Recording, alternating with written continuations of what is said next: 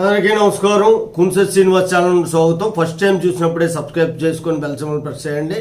అలాగే మన ఛానల్లో ముందు వీడియోలు చూడండి, చాలా నాలెడ్జ్ వస్తుంది. మీరు ఎన్నో వేస్ట్ వీడియోలు చూస్తారు. ఇది మీకు మన సమాజానికి ఉపయోగపడేటువంటి ఛానల్ ఇది. ఈరోజు ముఖ్యాంశం ఏంటంటే సీనియర్ సిటిజన్స్ యాక్ట్ అనేటువంటిది ఒకటి వచ్చింది. దాని మీద నేను చాలా వీడియోలు పెట్టాను. దీని మీద ఒక కీలకమైన తీర్పు హైకోర్టు ఇచ్చింది. ఏంటి అంటే సీనియర్ సిటిజన్స్ యాక్ట్ ప్రకారం ఒక గిఫ్ట్ డీడ్గా ఎవరికైనా ఎగ్జిక్యూట్ చేస్తే వాళ్ళు ఎప్పుడైనా సరే క్యాన్సిల్ చేసుకోవచ్చు అని చెప్పేసి బయట ఉన్నటువంటి సమాచారం. కానీ దాని గురించి పూర్తి వివరణ అనేటువంటిది ఎవరికి తెలియదు. నేను ఒకసారి రెండుసార్లు వీడియోలు పెట్టాను.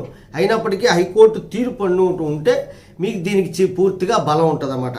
ఎందుకంటే ప్రేమ వాత్సల్యము అభిమానాలతో గిఫ్ట్ డీడ్ అనేటువంటిది రాస్తారు. గిఫ్ట్ డీడ్ ఎవరికి రాయితే చెల్లుతుంది, అలాగని అందరికీ రాస్తే చెల్లదన్న విషయం కూడా మీకు క్లియర్గా మన ఛానల్లో వీడియో పెట్టాను, చూడండి ముందుకెళ్ళి. Senior citizen act section 23 clause 1 ప్రకారం గిఫ్ట్ డీడ్ రద్దు చేయాలంటే అందులోని అంశాలను ఉల్లంఘించి ఉండాలి. అందులో అంశాలను ఉల్లంఘించడం ఏంటి అంటే గిఫ్ట్ డీడ్ రాసేటప్పుడు ఎటువంటి షరతులు లేకుండా నేను నా ప్రేమాభిమానాల వల్ల నేను స్వార్జితంగా సంపాదించుకున్నటువంటి ఒక ఇల్లుని లేదంటే పొలము లేదా వేరే ఆస్తి ఏదైతే ఉందో అది నా కుమారుడికి లేదా నా కుమార్తెకి ఇస్తున్నానని గిఫ్ట్ డీడ్ రాస్తే గిఫ్ట్ స్వీకరిస్తున్నాను అని వాళ్ళు ఒప్పుకుంటే ఇద్దరి మధ్యన జరిగితే అప్పుడు గిఫ్ట్ అనేటువంటిది చెల్లుతుంది. దాంట్లో ఒక కండిషన్స్ పెట్టుకుంటే ఏంటంటే నా పోషణార్థము కావలసినటువంటి సౌకర్యాలు, మందులు, హాస్పిటల్ ఖర్చులు, లేదంటే బాగోగులు, భోజనము, బట్టలు లాంటివి అన్నీ కూడా పూర్తిగా చూసుకుంటారన్నారు. కాబట్టి ఈ గిఫ్ట్ రాస్తున్నాననేటువంటి కండిషన్ ఉన్నట్లయితేనే అప్పుడు ఆ సెక్షన్ 23 క్లాజ్ 1 ప్రకారం చెల్లుతుంది అనేటువంటిది ఈ చట్టం అనమాట.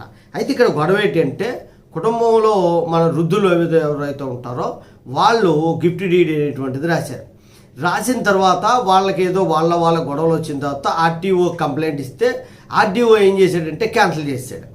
ఆర్టీఓ క్యాన్సిల్ చేస్తే ఎవరైతే గిఫ్ట్ ఎవరికి రాశారో రాయించుకున్న వాళ్ళు ఏం చేశారు, హైకోర్టుకి వెళ్ళారు.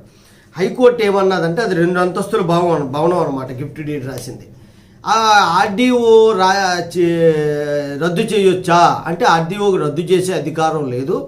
అలాగే గిఫ్ట్లో ఎటువంటి కండిషన్స్ లేవు కాబట్టి మందులు ఇవ్వాలి లేకపోతే భోజనం పెట్టాలి లేకపోతే ఎటువంటి కండిషన్స్ లేవు కాబట్టి గిఫ్ట్ని రద్దుపరచడం చెల్లదు.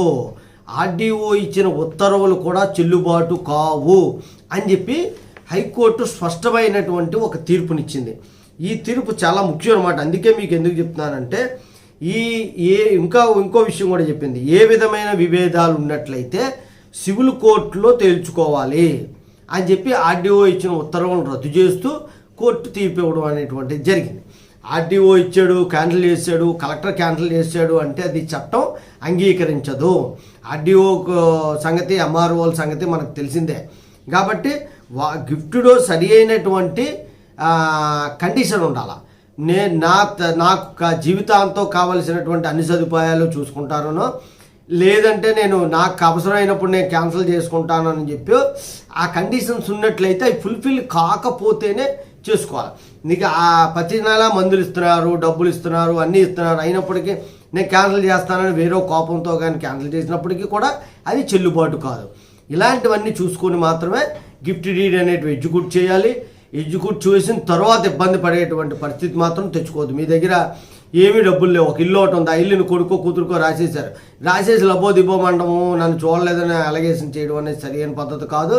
వీళ్ళమా రాసుకోవచ్చు. దాని గురించి కూడా మనం ఎలా రాసుకోవాలన్నది మన ఛానల్లో పెట్టడం జరిగింది. అవి చూసుకొని తెలుసుకొని దాని ప్రకారం నడుచుకుంటే మీకు ఫ్యూచర్లో వచ్చేటువంటి ఎన్నో అవంతరాలకి మీకు ఉపయోగపడతాయి. జై హింద్, భారత మాతాకి జై.